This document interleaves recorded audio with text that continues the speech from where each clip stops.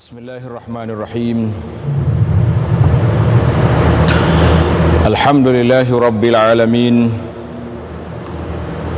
Wassalatu wassalamu ala rasulihil amin, nabiyyina Muhammadin wa ala alihi wa sahbihi wa man sar ala nahjihi wa ihtada bihadihi wa istanna bisunnati ila yaumiddin, amma ba'd.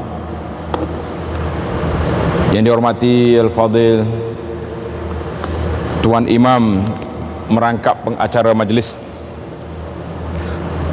yang dimuliakan pengurusi ahli yang terkuasa, semua para imam Masjid Usamah bin Zaid radhiyallahu anhu, dan semua muslimin dan muslimat yang hadir bersama, yang ada bersama dengan kita pada malam ini. Assalamualaikum warahmatullahi wabarakatuh. Alhamdulillah, kita panjatkan kesyukuran kepada Allah Azza wa Jalla, kerana dengan limpah kurnia Allah kita dapat bersama dalam majlis ilmu, di mana perbincangan kita di bawah tajuk A'malul Qulub, iaitulah amalan-amalan hati yang patut kita lakukan, dan juga perkara-perkara yang merusakkan hati yang sepatutnya kita jauhi. Para jemaah sekalian, Allah Subhanahu wa taala telah memberi peringatan kepada kita, innal basara wal fuad kullu ulaika kana anhu mas'ula. Innal basar, mata kita, wal fuad, innas sam'a wal basara, pendengaran kita, penglihatan kita dan hati kita, semua bertanggungjawab di hadapan Allah Azza wa Jalla. Maka para jemaah sekalian, di antara perkara yang menjadi kepentingan yang perlu disegerakan, iaitulah membaik pulih, menyemak kedudukan hati kita. Adakah dia bersih daripada sifat-sifat yang tidak baik, atau masih lagi dipenuhi dengan as-sifat al-mazmumah, sifat-sifat yang buruk. Kerana dua benda ya dalam hati ni, sama ada dia baik ataupun dia tak baik. Orang panggil dalam bahasa kita penyakit hati. Kalau hati sakit, kita bawa ke hospital, doktor akan beri rawatan dengan cara mereka. Tapi kalau sakit hati, siapa yang boleh beri ubat selain daripada kita balik belajar ilmu-ilmu yang boleh mengubati hati kita melalui Al-Quran. Wa nunazzilu minal Qur'ani ma huwa shifaa. Allah SWT telah beritahu, kami turunkan Al-Quran itu yang menjadi penawar kepada manusia. Kata ulama tafsir, syifa di sini boleh pakai dua-dua, syifa lil abdan wa syifa lil qulub. Penawar bagi tubuh kita, sebagaimana yang berlaku pada sahabat itu, bila ada orang sakit kena gigit haiwan, mereka ubati dengan hanya membaca Al-Fatihah, sembuh. Tapi jangan salah guna. Saya ni, semua kita buka kelas pusat rawatan, baca Al-Fatihah saja. Sahabat tu dia baca dengan yakin. Kalau kita baca tidak dengan keyakinan, maka kita hanya baca saja tapi tidak memberi kesan. Dan lebih berat dan besar daripada itu para jemaah sekalian, iaitulah syifaul qulub, yang menjadi penawar bagi hati kita. Maka nak menjadi nawar hati lah yang jadi masalah. Sebagaimana kata ulama salafus salih, ad-dunya kharab, Dunia ni runtuh sudah. Kalau bangunan, orang panggil bangunan usang yang sudah ditinggalkan. Wa akhrabu minha qalbun man ya'muruha. Yang paling usang, yang paling runtuh sekali dalam dunia ini, iaitulah hati-hati yang hanya kerja dia memakmurkan dunia. Maksud dianya mengejar dunia. Wal akhiratu ammar. Akhirat itu satu binaan, umurnya panjang, bangunan yang tinggi. Wa a'maru minha qalbu man yatlubuha. Orang yang paling baik, hati yang paling baik, iaitulah hati yang orang yang menuntut ilmu akhirat, menuntut perjalanan ke akhirat. Ini kata-kata para ulama yang mengajar kepada kita para jemaah sekalian bahawa tempat yang paling runtuh kuat sekali dalam dunia ini, iaitulah apabila hati itu runtuh daripada sifat-sifat yang mulia, daripada akidah yang bersih, daripada as-sifat al-hamidah, kepada memakmurkan dunia ini dengan nafsu dan syahwat. Maka perbincangan yang saya pilih sebagai tajuk perbincangan kita di sini, iaitulah satu penyakit yang melanda hati, nama dia penyakit syahwat. Allah Subhanahu wa taala banyak sebut dalam Al-Quran tentang penyakit hati. Di antara yang Tuhan sebut, wa fi qulubihim maradun. Dalam hati ada penyakit. Jadi kita nak kenal virus penyakit yang merusakkan hati itu apa dia. Ini tanggungjawab kita para jemaah muslimin dan juga muslimat, sebab Allah Ta'ala telah beri garis panduan, iaitulah dalam ayat yauma la yanfa'u malun wala banun illa man atallaha biqalbin salim. Pada hari yang tidak bermanfaat mal, harta benda, wala banun, anak cucu, tidak beri kesan manfaat kita pada hari itu, illa man atallaha biqalbin salim, melainkan orang yang datang bertemu dengan Allah dalam keadaan hatinya sejahtera. Apa dia sejahtera di sini? Kata ulama tafsir, iaitu hati itu salamatun minasyukuk, hati itu selamat daripada ragu, syak terhadap Allah Azza wa Jalla, maknanya hati orang yang beriman, dan juga salim daripada sifat-sifat yang tak baik, yang kita katakan semua penyakit hati seperti riak, takabur, sum'ah, nak nunjuk-nunjuk dengan orang, itu semua dia panggil penyakit-penyakit hati. Penyakit yang kita bincang di sini iaitulah penyakit syahwat. Apa makna syahwat? Syahwat itu satu gharizah, perasaan yang Allah Ta'ala telah letak dalam hati manusia. Untuk apa? Untuk digunakan ke jalan kebaikan. Asalnya bagus, matlamatnya baik, tapi kalau disalahgunakan, maka jadilah dia pengikut hawa nafsu, sebagaimana yang Allah Ta'ala setelah sebut di dalam Al-Quranul Karim, Surah Ali Imran ayat 14. Tuan-tuan dan puan-puan, tanda elok kita belajar ni di antara adab talibul ilmi, iaitulah taqyidul ilm, menulis maklumat yang kita dapat.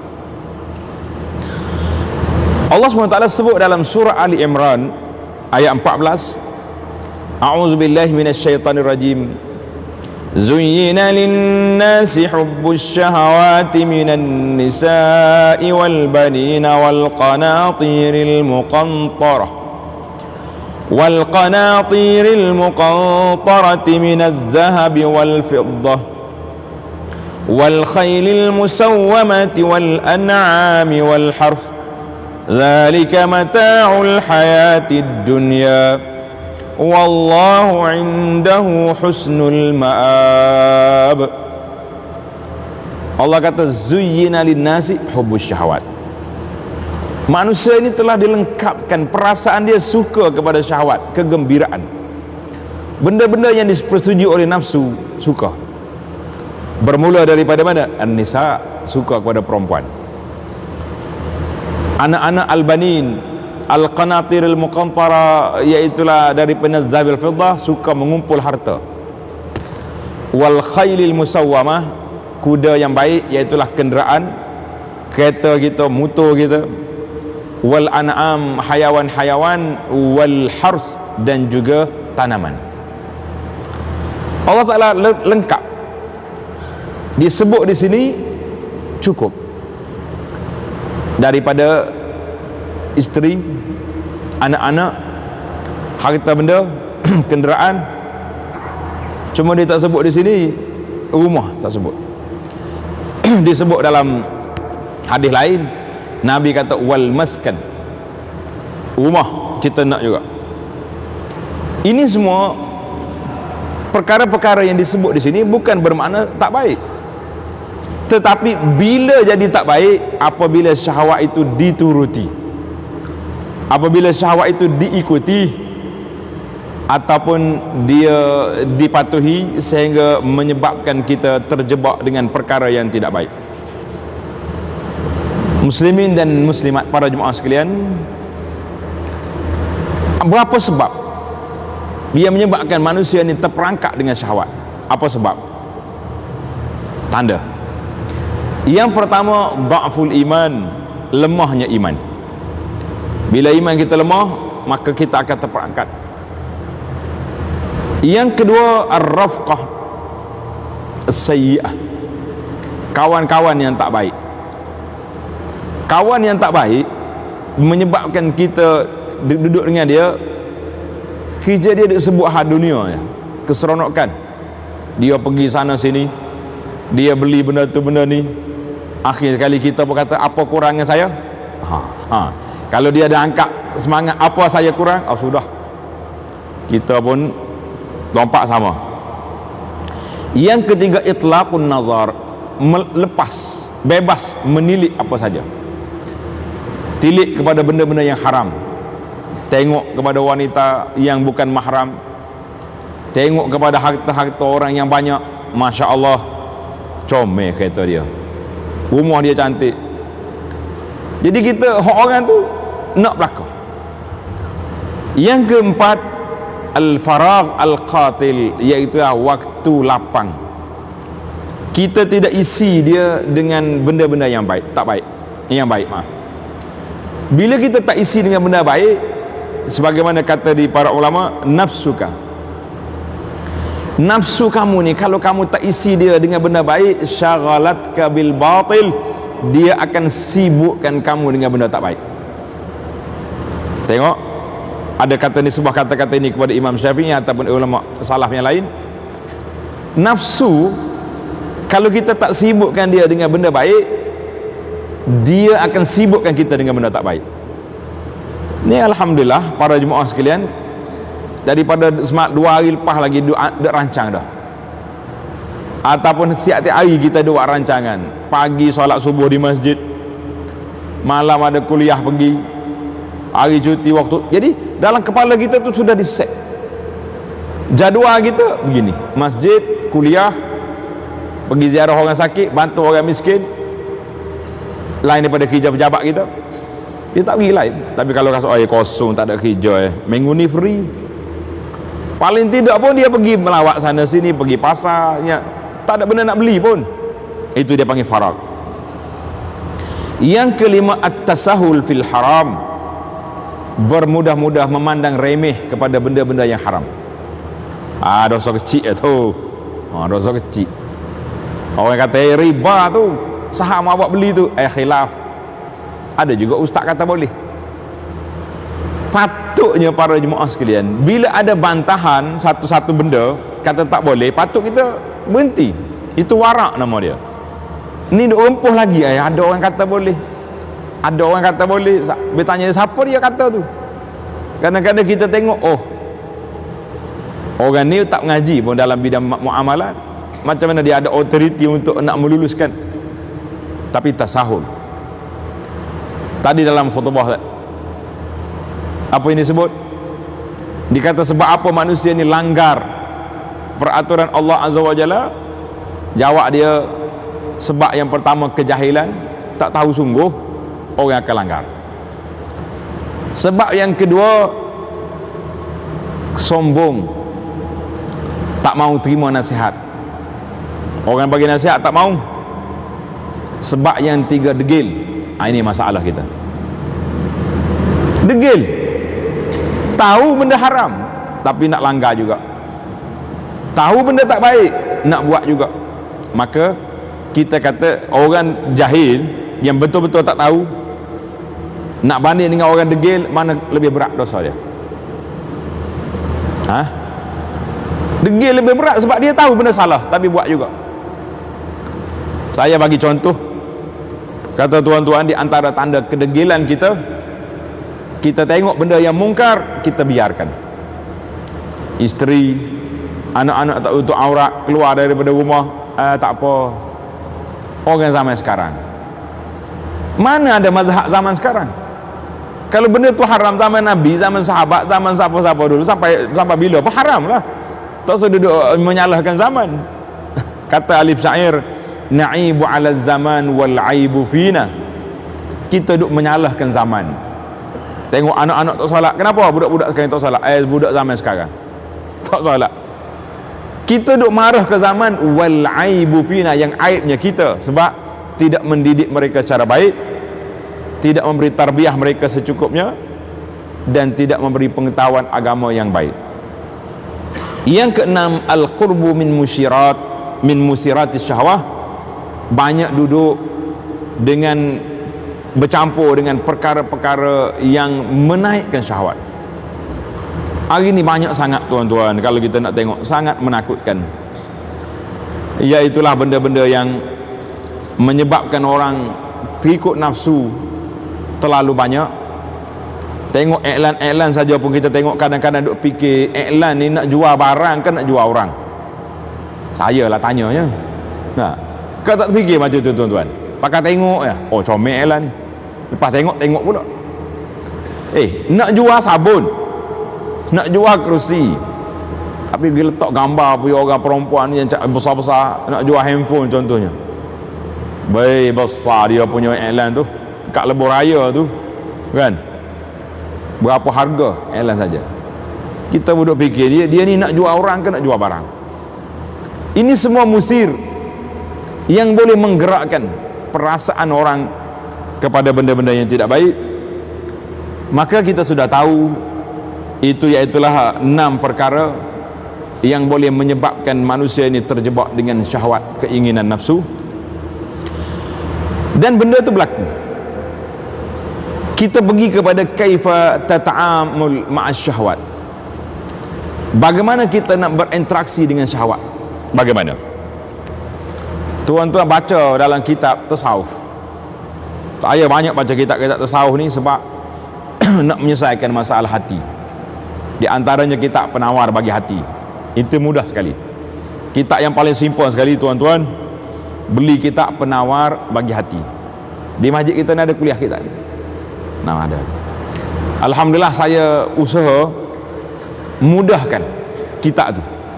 Daripada yang jauh lama tulisan, kita buat satu tambahan dengan bahasa Malaysia, dan ada nota kaki di bawah, huraian hadis, huraian maklumat. Tuan-tuan boleh cari kitab ni senang. Di antara kitab yang mudah lagi iaitulah kitab bimbingan mukmin, ataupun ringkasan jalan menuju kepada Allah. Dia panggil Mukhtasar Minhajul Qasid. Ini semua ni kitab-kitab tasawuf yang murni, yang simple, baca kat mana pun boleh faham. Tapi kalau kita rempuh masuk kitab tasawuf yang pelik-pelik, banyak istilah-istilah yang memang agak sukar untuk kita nak faham. Kita pun tak faham, lagi macam mana kita nak beramal dengan dia. Jadi bila kita nak berinteraksi dengan syahwat, dalam kitab-kitab ini mengatakan tak mungkin kita nak buang syahwat, tak mungkin. Allah dah pasang dalam jiwa dia ada. Tetapi bagaimana nak mengurus, bagaimana nak mengasuh, nak mendidik syahwat itu supaya terdidik dan dia ikut an-nafsu al-mutmainnah daripada nafsu al-ammaratu bisu kepada an-nafsu lawamah, dan kita langkah naik kepada an-nafs al-mutmainnah. Kalau kita belajar ketingkatan nafsu itu sudah ada. Yang pertama, kita kena banyak berlindung, meminta perlindungan dengan Allah Azza wa Jalla, ma'azallah. Sebagaimana kata-kata Sayyidina Yusuf alaihissalam. Nabi Yusuf alaihissalam apabila digoda oleh makcik dia pada waktu itu, Yusuf kata apa? Ma'azallah, inna rabbi ahsana maswai. Itu yang pertama sekali. Bila kita tengok benda tak baik, kita aku minta berlindung dengan Allah Azza wa Jalla. Minta berlindung dengan Allah Azza wa Jalla. Sebagaimana dalam hadis, 7 kumpulan yang boleh duduk di bawah bayangan pada hari kiamat. Ingat 7 golongan tu ni. Salah satu daripadanya Nabi kata, warajulun talabathum ra'atun zatu mansibin wa jamal faqala inni akhafullah. Laki-laki yang digoda oleh perempuan, kata di ulama sama jugalah kalau perempuan digoda oleh laki-laki, tapi dia beri jawapan yang cukup mantap. Dia kata apa? Inni akhafullah, aku tak nak buat benda ni sebab aku takut pada Allah Azza wa Jalla. Kita pun sama tuan-tuan. Kadang-kadang dalam grup kita ni, masuk dalam handphone kita ni orang-orang laki-laki atau perempuan yang tidak dikenali, hantar gambar-gambar yang pelik apa, terus kita respon ma'azallah, aku takut pada Allah Azza wa Jalla. Orang yang berani keluar perkataan ini bermakna dia telah bertegas potong godaan nafsu. Tapi kalau layan, ada masalah apa? Boleh saya bantu? Sudah. Fathal bab, sudah buka pintu. Pintu apa? Pintu godaan sudah masuk. Kata Nabi sallallahu alaihi wasallam, inna syaitan yajri min ibni adam majrad dam. Syaitan lalu dalam tubuh manusia ni nak pergi attack hati kita melalui jalan darah. Memang cepat, memang sangat laju. Maka kita kena minta berlindung dengan Allah Azza wa Jalla. Kaedah yang kedua, tanda itu. Yang kedua iaitu ihzar khainatal a'yun. Berhati-hati, berwaspada kita daripada mata khianat. Allah SWT sebut dalam surah Ghafir, dalam surah Ghafir ayat 19, ya'lamu kha'inatal a'yuni wa ma tukhfis sudur. Allah Ta'ala tahu mata-mata yang jahat itu, matanya khianat, dan apa yang disembunyi dalam hati. Apa dia mata khianat? Kata di Ibnu Abbas radhiyallahu anhuma, ulama tafsir yang besar, iaitulah seorang masuk dalam rumah orang,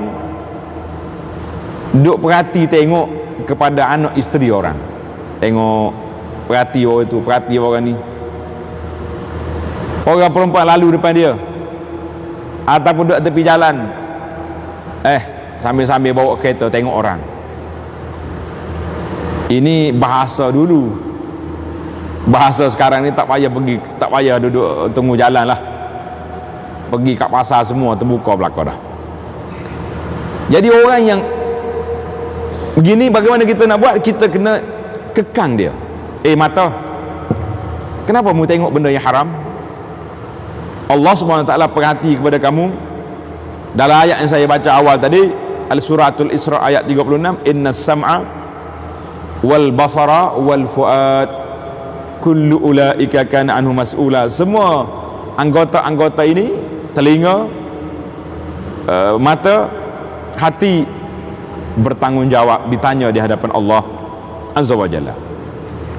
Kita Ingat, mata kita jangan jadi mata khianat. Tunduk kalau tengok orang-orang yang tak sepatut kita tengok. Tunduk ya. Ni ada orang yang bagi dia kata orang nak tayang, kita tengok, Masya Allah, tabarakallah. Kadang-kadang kita ni, zaman kita ni terperangkap banyak nak tengok berita asalnya apa yang sudah berlaku di Palestin, berita sahabat-sahabat kita di Rohingya. Semangat belakang nak tengok tak? Lama-lama bukan tengok berita, tengok pemberita. Kadang-kadang makcik sebelah tengok suami dia, Puan Haji ni semangat sungguh ni. Waktu berita depan TV selalu dia duduk. Rupanya duduk perhati ke pembaca berita tu comel. Lah, ini semua khainatul a'yun. Maka kita jangan coba kita kekang. Nak tengok berita boleh pakai lansir. Sana ada. Buka TV tutup depan tu. Dengar berita. Oh, tak sedap nak tengok. Dah waktu-waktu. Ada gambar-gambar yang apa ni?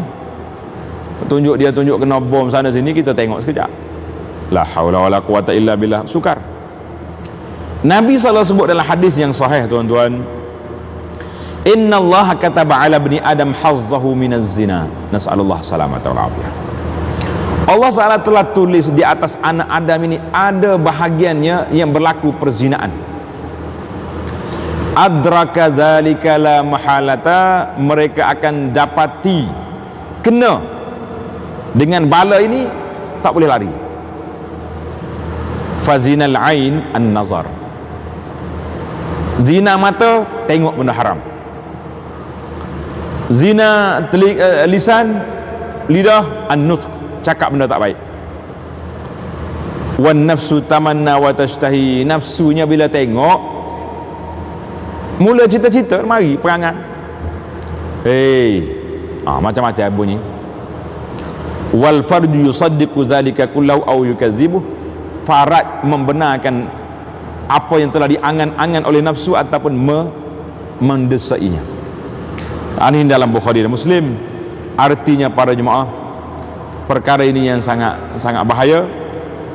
Kata Ibnul Jauzi rahimahullah ta'ala dalam kitab dia Zammul Hawa, fahzar ya akhi, berhati-hati wahai para saudaraku, min syarrin nazar, daripada kejahatan pandangan mata. Fakam qad ahlaka min abidin, berapa ramai ahli-ahli ibadat rusak dengan sebab pandangan. Wa fasakha azma zahidin, orang zahid akhirnya terjebak dengan benda tak baik. Fahzar minan nazar fa innahu sababul afat, jauhilah daripada pandangan yang tak baik kerana dia adalah merupakan punca beberapa masalah. Kemudian dia bawa lah contoh-contoh orang abid, ahli ibadat, duduk dalam masjid, tangan ada tasbih, subhanallah, subhanallah, tangan tasbih, tapi hati duk khayal ke perempuan yang dia tengok tadi. Masya Allah. Ini berlaku hasil daripada tengok. Kemudian itu kaedah yang ketiga, tuan-tuan, tanda kaedah yang ketiga ini penting. Dafi'ul khatrah, kita tepis setiap lintasan hati, jangan diikut. Manusia ni mesti ada, dia panggil khawatir qalbiyah. Apa makna khawatir? Lintasan hati. Ada ke tak ada? Orang perempuan tengok laki-laki comel, dia kata kalau dia ni lah suami aku. Oh lah, suami dia ada sebelah, dia rasa tak apa comel. Sebab apa? Sebab tak ada syaitan kat situ. Yang ada syaitannya tu suami orang.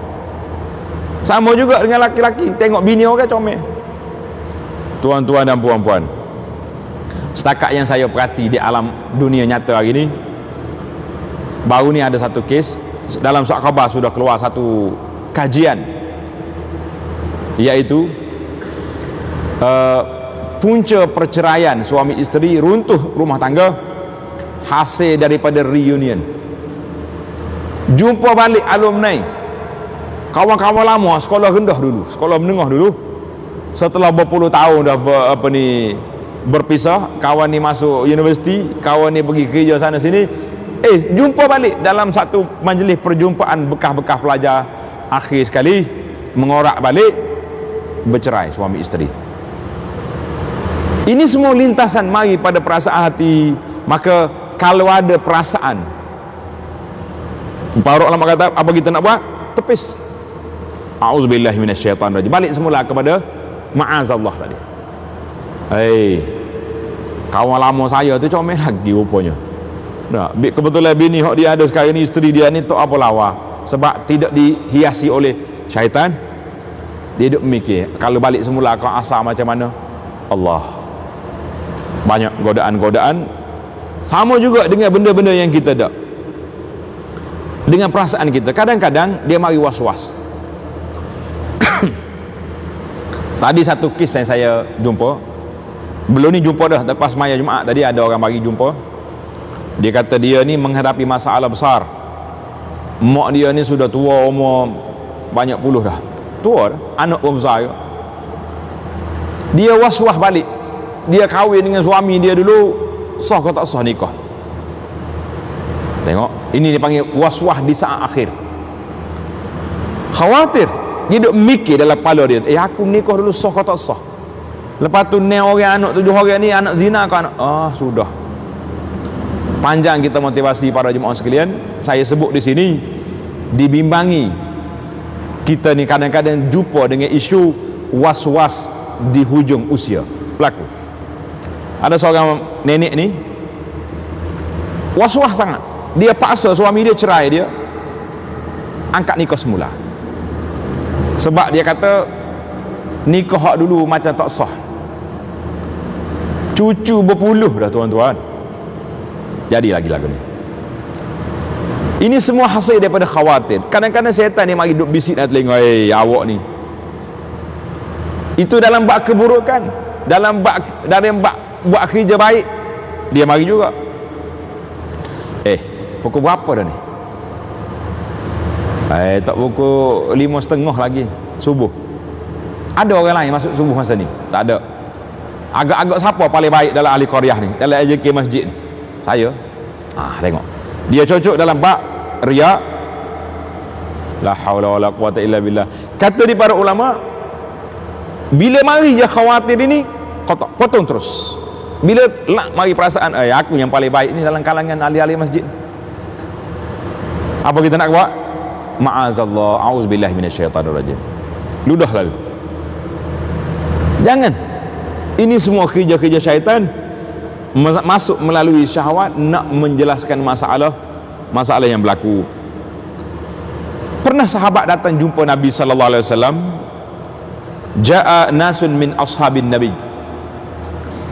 Beberapa orang sahabat Nabi mari jumpa Rasulullah sallallahu alaihi wasallam, faqala, ya Rasulullah, inna najidu fi anfusina ma yata'azamu ahadna an yatakallam. Kami rasa dalam hati kami ni, benda kami rasa nak sebut tu memang sangat takut. Sama ada perasaan kafir ke syirik ke wal iyazubillah.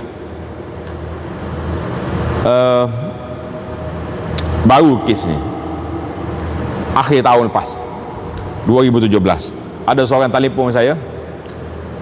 Dia kata ni masalah khawatir qalbiyah. Dia kata dia ni Islam lagi ke tak? Soalan realiti. Saya ni Islam lagi ke tak ustaz? Kata kenapa? Saya tak boleh semaya dah. So tahu dah tak semaya. Sebab dalam hati saya kata saya ni kafir. Jangan main-main tuan-tuan, ini sangat bahaya. Nabi kata, bila kamu perasaan berasa macam tadi, apa kamu buat? Kami tolaklah, tak percayalah dengan perasaan tersebut. Nabi kata apa? Zaka sarihul iman. Bila kita rasa benda tak baik ni, kita tepis, kita ketepikan dia, itu tanda kita tak ada iman. Maknanya kita mari waswah atau syaitan mari, kita lawan dia. Jangan kita ikut perasaan yang tidak baik itu, sebab dia akan merusakkan kita, dia akan menghancurkan kehidupan kita yang harmoni di atas dunia ini. Ingat balik bagaimana kita nak berinteraksi dengan nafsu, dengan syahwat kita, dengan 3 perkara. Yang pertama, minta perlindungan Allah Ta'ala. Yang kedua, Apa dia yang kedua tadi? Iaitu hati-hati dengan mata yang khianat. Yang ketiga, khawatir. Perasaan dalam hati kita bila mari kerak. Itu cara yang paling baik. Alhamdulillah, pada jemaah sekalian, kita sudah dengar bahayanya ikut syahwat, godaan-godaan yang sangat besar, dan bagaimana kita nak menyelesaikan masalah dia. Kemudian kita pergi kepada tajuk yang seterusnya, kaifa nu'aliju syahwat, bagaimana kita nak mengubati perasaan syahwat yang ada dalam hati, dalam jiwa manusia. Tuan-tuan boleh tanda di sini, di antara rahmat Allah Azza wa Jalla kepada hamba-hamba dia, Allah tak biarkan kita hidup sendiri tanpa panduan. La, semua benda, ma farratna fil kitabi min syai', Allah kata kami tak tinggal apa pun dalam kitab, dalam Quran sudah ada belaka. Di antara ubat penawar yang ditawarkan, yang dikemukakan oleh Allah Azza wa Jalla dan juga Nabi kita sallallahu alaihi wasallam, kita tengok biasanya bila sebut syahwat, dia akan terlibat dengan masalah seks. Laki-laki nak kepada perempuan, perempuan nak pada laki-laki, maka tidak ada jalan yang paling baik selain daripada az-zawaj, berkahwin. Dalam hadis yang sahih, hadis Abdullah bin Mas'ud, Nabi kata, ya ma'syaras syabab, wahai pemuda-pemuda, siapa dia ada kemampuan untuk berkahwin, hendaklah dia kahwin. Sebab apa? Aghaddu lil basar, dia boleh menundukkan pandangan, wa ahsanu lil farj, dia boleh kontrol, kawal dia punya faraj. Cuma hari ni kita nak kata macam mana tuan-tuan, zaman kita hari ni, zaman kesibukan ni, bila anak-anak dah besar minta nak kahwin, mak ayah tak bagi. Anak dia sudah bekerja, sudah ada kerja walaupun tidaklah besar sangat, mak kata tak boleh lagi. Oleh kerana aku tangguh mengaji banyak dulu, 5 tahun awak kena tangguh aku, lepas tu baru boleh kahwin. Bayangkan tuan-tuan, hak setuju dah nak bagi kahwin pula, letak mah kahwin pula tinggi-tinggi. Kadang-kadang saya duduk fikir, makcik ni, pakcik ni nak jual anak ke nak kahwin anak? Minta maaf saya sebut, ini pengaduan daripada anak-anak muda. Dia tengok saya duduk nasihat benda ni, di antara WhatsApp kita ustaz, di antara tajuk yang ustaz kena sebut dalam kuliah-kuliah, iaitulah tajuk permudahkan perkahwinan. Itu yang pertama. Kata di Abdullah bin Abbas, la yatimu nusukun nasik hatta yatazawwaj. Ibnu Abbas kata tidak sempurna agama seorang ahli ibadat itu sehingga dia berkahwin. Bahaya ayat ni kan. Sebab apa tak sempurna? Sebabnya bila kita duduk seorang, tidak ada cabaran selain daripada syahwatnya. Boleh puasa, iktikaf di masjid, tak tengok orang. Tapi orang yang kahwin, tuan-tuan yang sudah ada isteri, sudah ada, kalau itu seorang, kalau 2-3 orang lagi semangat kan, lagi banyak cabaran. Ada tak ada cabaran? Kadang-kadang orang lain semua takut belakang kita, hormat kepada kita, ke Allah Ta'ala maha mengetahui dah. Siapa dia jabat buka pintu, balik-balik ke rumah, dia kena buka pintu ke isteri. Pasal itulah kata orang hak mengamuk kuat di pejabat tu, ini hak takut bini di rumah. Minta maaf lah muslimat, ini contoh saja, jangan marah lagi tu, contoh-contoh yang ada. Ibnu Abbas kata, ini Ibnu Abbas kata, la yatimmu nusukun nasiki hatta yatazawwaj, tidak sempurna perjalanan agama ahli ibadat itu sehingga dia berkahwin. Yang kedua, berpuasa, as-saum. Yang kedua, puasa, sebagaimana arahan Nabi sallallahu alaihi wasallam tadi kepada sahabat,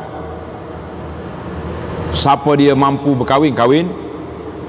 Wa man lam yastati', wa man lam yastati', siapa yang tak mampu, tidak ada kemampuan, fa alaihi bis-saum, hendaklah dia berpuasa, fa innahu lahu wija. Puasa sungguh lah. Ni tak tahannya kita puasa, tapi masa buka puasa tu lebih pada tak puasa pula. Pasal itulah bulan Ramadan Kalau kita tengok gaya kita sambut bulan Ramadan tu, kadang-kadang hilang dia punya matlamat berpuasa. Sehingga ada orang-orang yang tulis kartun, dia buat gambar kartun bazar Ramadan atau bazir Ramadan. Bazar Ramadan, dia boleh baca dua qiraat, baris atas jadi bazar, atau kita baca baris bawah bazir Ramadan. Tuan-tuan dan puan-puan yang selalu duduk kat dapur tu, yang mana lebih betul, bazar ke bazir? Nampaknya lah kau bazir tu banyak. Bazir Ramadan, beli makanan banyak. Kata mengikut dalam kaedah, kita tak boleh beli makanan waktu kita lapar. Semua benda nak makan belakang, kan? Kadang-kadang pergi letak di atas kereta, ada lagi hang tak terlupa beli tadi, kona balik, masuk pula bazar, 2 plastik pula penuh tangan. Kita nak kata apa? Bazir. Yang ketiga, istihlaku taqatal jism, menggunakan tenaga yang ada ini untuk perkara yang bermanfaat. Kita cuba buat. Orang-orang muda, orang-orang yang sudah dewasa, buat benda yang bermanfaat, yang boleh menyibukkan diri kita dengan benda baik daripada terjebak dengan benda yang tak baik. Hari ini alhamdulillah tuan-tuan dan puan-puan, sudah banyak NGO yang nak bantu orang. Macam-macam NGO ada. Kadang-kadang kita rasa lemah. Ada NGO fokus ke Palestin, kerja dia Palestin, suruh buat orang lain pun tak buat dah Palestin. Cari kambing korban Palestin. Kata orang kapal awak tak cukup kambing, Palestin. Biar kita tanwikkan, kita pelbagaikan. Ada orang Rohingya, ada orang dalam negeri, ada NGO untuk orang asli, pelbagai.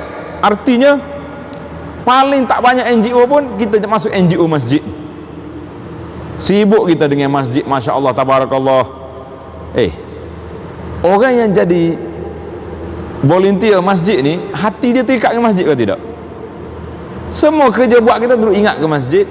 Masjid ni tak, esok hari Jumaat kita kena bersihkan sebab orang mari ramai. Masya Allah, Tabarakallah, ada majlis di masjid. Duk mikir. Jadi kalau kita tak sibuk dengan benda baik, maka nafsu akan sibukkan kita dengan benda tak baik. Yang keempat, jangan tunjuk benda-benda tak baik itu kepada orang. Dia panggil isarah. Isarah maknanya kita cuba. Kadang-kadang dia panggil provokasi. Tengok saja-saja ambil gambar orang, ambil gambar pakaian kau, ambil gambar apa-apa ke post dalam grup. Cantik model baru. Ada kita nak bergurau, tapi ada peminat sungguh? Ada atau tak ada? Mesti ada dalam tu minat. Zaman kita hari ni pula, semua benda nak tonjol belaka, dengan make upnya, dengan pakaian-pakaian model-model yang pelik-peliknya. Sudah ada kajian, hari ni sudah ada pusat kajian bagaimana nak meraih nafsu syahwat manusia ini dengan pakaian-pakaian fashion-fashion yang sudah ada. Buat belaka. Ada orang kata, bila dia tengok orang perempuan dengan pakaian hak mereka guna ni, nampak comel. Kata dia Tuan Syekh, lau kanat ariyatun, kalau dia telanjang terus, orang tak tengok pun dia tu huduh. Tapi oleh kerana dia berlindung di sebalik, saya duk tengok satu fenomena baru lagi ni. Anak-anak muda ni pakai, dia panggil niqab. Pakai niqab tapi jangok. Bahasa Kelantan jangok tu. Tahu dah, kau biasa dengar ada jangok ni. Jangok ni maknanya berhias tu lebih. Nampak berlindung di sebalik kain tu, tapi dengan perhiasan-perhiasan lebih menggoda orang tengok daripada dia buka terus. Ini dia panggil kajian, pusat kajian kejiwaan manusia dari sebab pakaian. Jangan pakai, kalau kita nak pasal itulah Tujuan orang tutup muka, tujuan orang pakai niqab, pakai jilbab ni untuk nak tutup aurat, bukannya nak, tapi sudah menjadi model zaman kita hari ni. Nak kata apa? Banyak pelik-pelik. Yang kelima ni pelik sikit ni, tuan-tuan minta maaf. Tapi oleh kerana ada dalam hadis saya sebut, ityanu ahlahu iza ra'a imra'atan a'jabathu. Ini arahan Nabi sallallahu alaihi wasallam. Bila suami tu tengok isteri, tengok orang perempuan lain yang tergerak nafsu dia, syahwat dia, berasa berminat orang perempuan bersama juga, maka Nabi kata apa? Falyati ahlahu, balik cepat ke rumah. Fa inna zalika yaduddu ma fi nafsihi, kerana dia boleh menyelesaikan masalah yang ada dalam jiwa dia. Dalam riwayat lain kata, fa inna ma'aha mislal lazi ma'aha, yang ada dengan isterimu atau ada pada suamimu sama dengan ada pada orang itu, sama ya. Jadi tak payah duk mikir banyak, khawatir khayalan tu dicampur semua, jumpa dengan suami isteri sesama masalah. Allah Ustaz, nak kata macam mana hari ni di antara ujian Allah Ta'ala ni, dia panggil kahwin PJJ. Ramai tak ramai? Suami duduk sini, isteri duduk luar negeri, ataupun sebaliknya. Saya menyeru sungguh-sungguhlah kepada tuan-tuan dan puan-puan yang duduk di jawatan-jawatan yang besar, carilah, berilah peluang kepada suami isteri biar boleh duduk sekali. Sama ada kita tarik suami dia ataupun isteri dia tu ke negeri ni, ataupun yang ni bertukar ke negeri satu lagi, biar duduk sekali. Mana ada naluri manusia, fitrah manusia kahwin duduk jauh-jauh, kecuali orang berniat tak baik. Semua kahwin duduk sekali suami isteri. Tapi darurat, faktor kerja terpaksa. Baik, kita usahakan. Nabi kata apa? Bagaimana kita nak sekat nafsu? Kalau ada perasaan tak baik tadi, pergi selesaikan masalah mengikut cara yang halal yang telah diberi keizinan oleh Allah Azza wa Jalla.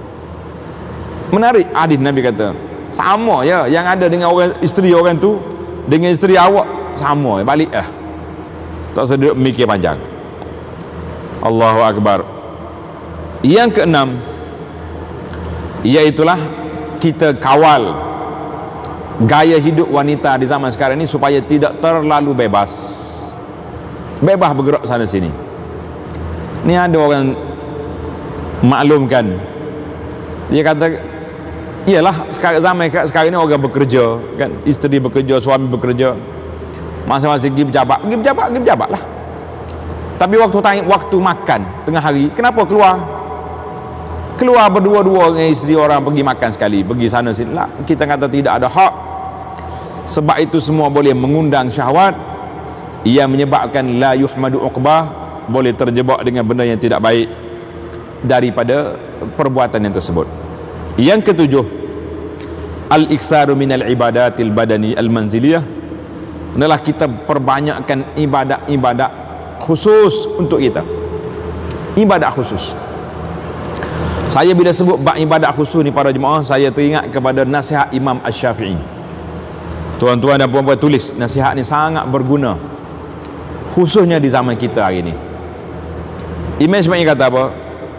Man arada an yaftahallahu lahu qalbah, siapa-siapa nak Allah Ta'ala buka hati dia ke jalan kebaikan, dan Allah Ta'ala lapangkan dada dia. Saya rasa apa yang disebut oleh Imam Syafi'i ini semua kita nak belaka. Nak ke tak nak? Semua orang nak. Tak payah bawa air tawar, tak payah bawa apa. Saya dekat pondok tu, orang tua-tua baru mari pondok ni, mula-mula dia bawa air sebotol besar. Dia kata, Ustaz, tiup air dulu sikit. Kata nak buat apa? Nak suruh lapang dada, nak cerah hati. Saya kata mari duduk sini, kita cerah lah, insya-Allah Ta'ala. Tak payah minum air tawar. Dia kira nak shortcut ya. Nak semua benda kumpayakun belaka. Mana boleh? Nak kumpayakun lah tu. Mana seolah-olah bila minum air ni kok esok cerah dah. Tak. Nak cerah dada kita, nak cerah hati kita ni bil mujahadah, mesti dengan lawan nafsu. Tak mungkin. Imam Syafi'i kata apa? Yang pertama sekali, bila kita nak cerah dada, dia kena tinggal bitarki ma la ya'ni, tinggalkan perkara-perkara yang tidak ada kena mengena dengan kita. Tinggalkan cerita benda-benda yang tidak berfaedah. Hari ni kalau kita buka grup-grup WhatsApp yang kita ada ni, saya yakin dan percaya tuan-tuan dan puan-puan ahli masjid ini pun sudah terjebak dengan satu mazhab baru dalam dunia, nama dia mazhab Wasafi. Kau tak masuk sini? Tak siapa sini? Muslimat kata tak ada mazhab Wasafi sini? Ya. Tak ada. Tak ada macam mana pula buka dalam poket tu ada belakang tu. WhatsApp tu lah. Nah. Kalau kita buka satu-satu grup yang kita ada, berapa ada yang bermanfaat lain daripada duk kutuk orang, maki orang. Subhanallah. Utruk. Imam Syafi'i kata tinggalkan benda yang tidak berfaedah. Yang kedua, tarkuz zunub wajtinabil ma'asi. Tinggalkan dosa-dosa yang lepas, kita bertaubat, menyesali dan menjauhi maksiat yang akan datang. Maksiat yang akan datang, jauh. Tengok je benda maksiat, astaghfirullahalazim, aku tak mau, ini semua syahwat, ini semua godaan syaitan, nafsu belakang. Istighfar. Yang ketiga ni penting untuk nak mencerah dada, menggilak hati, iaitulah falyakun bainahu wa baina rabbih khabiyatun min amalin. Hendaklah ada hubungan di antara dia dengan Allah, hubungan yang tersembunyi, intim kita dengan Allah Azza wa Jalla. Apa dia hubungan yang tersembunyi? Iaitulah ibadat khafiyah, ibadat yang orang tak tahu. Kita sedekah senyap-senyap masuk. Macam nak sedekah senyap-senyap ustaz, kena cari orang miskin, tak payah, nombor akaun sudah ada tu. Tak, malam-malam buka akaun, bismillah, tak ke 50 baru terima gaji 5,000. Khabiyah. Bangun malam bertahajud, ambil wuduk, ya Rabbi, berdoa kepada Allah Azza wa Jalla. Dalam tazkirah Jumaat tadi saya sudah sebut ada 10 keindahan, kelebihan, kebaikan sujud pada Allah Azza wa Jalla. Cukup menarik tuan-tuan. Sujud, Allah Ta'ala letak kita, motivasi kepada kita. Bila kita letak muka kita, tempat yang paling mulia dalam tubuh kita, di atas lantai, tempat dipijak oleh orang. Masya Allah, tabarakallah. Sujud. Khabiyatu min amalin, rahsia. Ni kadang-kadang kita ni tak aja tahajud malam-malam. Bila tahajud, bila masjid anjur tahajud perdana baru mari. Lah, tiap-tiap malam kita perdana dengan Allah Azza wa Jalla. Maka kata Imam Syafi'i, kalau dia sudah lakukan 3 perkara ini, Allah Ta'ala cerahkan dada dia, dan Allah Ta'ala bukakan hati dia. Allah Ta'ala sibukkan dia dengan benda baik, dan dia tak fikir nak buat benda tak baik. Nas'alullah husnul khatimah. Kita minta Allah Ta'ala selamatkan kita, jadikan kita mendapat husnul khatimah. Kita bagi kepada sebab yang ke-8, ad-du'a, iaitulah sentiasa berdoa kepada Allah Azza wa Jalla. Tuan-tuan, saya ijazahkan doa ni daripada Nabi sallallahu alaihi wasallam. Kita ikutlah walaupun sekali, insya-Allah. Kata belakang, Allahumma inni as'aluka al-huda wat-tuqa wal-afaf wal-ghina. Ingat dah? Tak ingat lagi? Sekali lagi. Kena rakam. Nak rakam, buka alat tu rakam. Allahumma inni as'aluka al-huda wat-tuqa wal-afaf wal-ghina. Apa maksud dia? Ya Allah, aku minta denganmu al-huda, minta petunjuk. Minta Allah Ta'ala tunjuk jalan yang kita baik, jalan yang diredai. Yang kedua, at-tuqa, minta Allah Ta'ala beri pada kita sifat takwa, yang sentiasa kita buat tembok, dinding di antara kita dengan azab. Buat tembok, iaitulah dengan amal saleh. Yang ketiga, al-afaf. Apa di mana afaf? Baik nafsu kita, tak nak buat benda tak baik, benda-benda mungkar, benci kita. benda maksiat tak mau kita. Yang keempat, wal ghina, kita minta kita ni kaya. Bukan makna kaya tu mesti banyak harta. Kaya al-ghina, ghinal qalb. Dalam hadis, kaya itu apabila hati itu tidak tamak pada dunia, Tuhan tu akan rasa kaya. Saya nak cerita pun lewat dah ni. Cerita orang mati, ahli jutawan mati, tinggal harta 345 juta rial. Anak tak ada, waris tak ada, keluarga dekat-dekat tak ada. Jumpa pupu-pupu dia, penerima pusaka. Setelah dibahagi, setiap orang penerima pusaka yang layak menerima 115 juta rial seorang. Sudah dibagi pusaka, Tuan Qadi kata, oleh kerana si mati ni tak ada anak, tak ada waris, tak ada wasiat, aku nak minta daripada kamu 3 orang ni 1 juta seorang, wakaf untuk dia. Tuan-tuan, tak ada seorang pun di kalangan 3 orang itu bersedia untuk mewakafkan kepada si mati, sedangkan mereka mendapat 115 juta kering. Kata orang, tak ada apa-apa. Nas'alullah salamatul afiyah. Kita minta, cukup dah satu doa ni, kena satu lagi. Satu lagi kata ingat pula, kan? Kita baca sekali, sebagaimana kata Imam Nawawi rahimahullah ta'ala, bila mendengar sunnah, buat walaupun sekali, nak suruh ada juga, insya-Allah. Imam Ahmad bin Hanbal, Imam Mazhab Hanbali kata apa? Setiap hadis yang aku jumpa, aku akan amal walaupun sekali. Masya Allah. Tuan-tuan ikut saya baca. Allahumma inni a'udzubika min syarri sam'i wa min syarri basari wa min syarri lisani wa min syarri qalbi wa min syarri maniyyi.